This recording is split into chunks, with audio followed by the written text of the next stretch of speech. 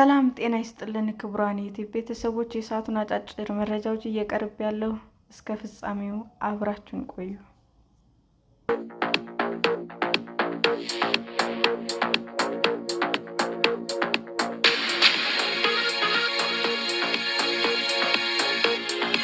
በጡቴ በጣም እሸማቀቅ ነበር። ትልቅ ጡት ጤናን ይጎዳል። ስራመድ ጀርባዬን ይጎብጥ ነበር። ትልቅ ጡት እንዳለኝ እንዳይታወቅም ከትከሻዬ ጎበጥ ብዬ እሄዳለሁ። ትልቅ ጡት በጣም ያሳፍረኝ ነበር ትላለች ራቄል። አርጀናዊቷ ራቄል የጡት መጠን ለመቀነስ ቀዶ ሕክምና አድርጋለች። አሁን 52 ዓመቷ ነው። ቀዶ ሕክምናው ቀድሞ ያልነበረኝ ነፃነት ሰጥቶኛል ትላለች። በአብዛኛው የዓለም ክፍል ትልቅ ጡት እንደ ውበት ይቆጠራል። ነገር ግን የሴቶች ጤናና አኗኗር ላይ ጫና ያሳድራል።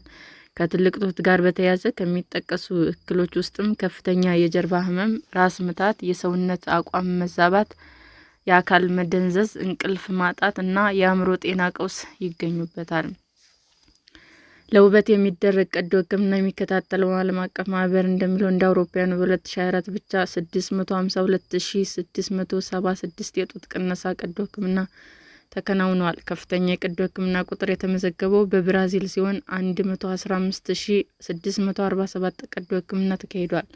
በቀጣይም በአሜሪካ 67,478፣ በፈረንሳይ 38,780፣ በጀርመን 32,068፣ በቱርክ 25,334 እና በህንድ 22,400 በዝርዝሩ ተካተዋል።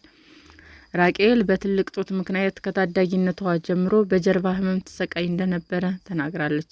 አርጀንቲና ውስጥ ትልቅ ጡት እንደ ውበት መግለጫ ይቆጠራል። ብዙ ሴቶች እድለኛ ነኝ ይሉኝ ነበር።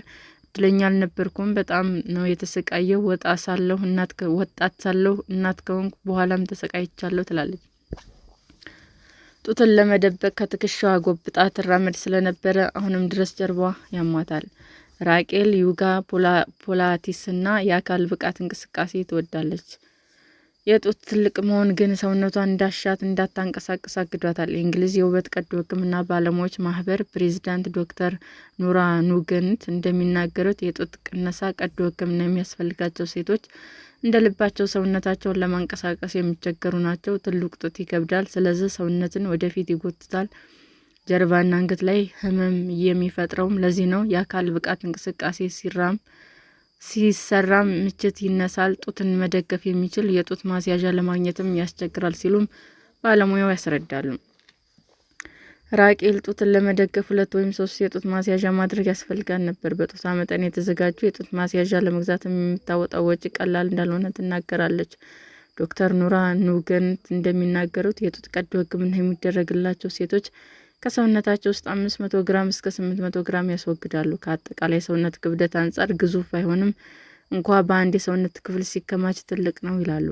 ራቄል ከአጠቃላይ ጡቷ 2.5 ኪሎ ግራም የሚመዝነውን አስወግዳለች። ከቀዶ ሕክምናው በኋላ ዕቃ ለማንሳት ሳጎነብስ የተሰማኝ ቅለት አልረሳውም። በጣም ነፃነት ተሰማኝ ትላለች የባዮሜካኒክስ ባለሙያው ጆአና ዋኬፌልድ። ስክር ጡታቸውን እያመማቸው ስለተቸገሩ ወደ ሕክምና ከሄዱ በኋላ ለጡታቸው ምቹና ተስማሚ የሆነ የጡት ማስያዣ እንዲያደርጉም ተመክረዋል። ጥሩ የጡት ማስያዣ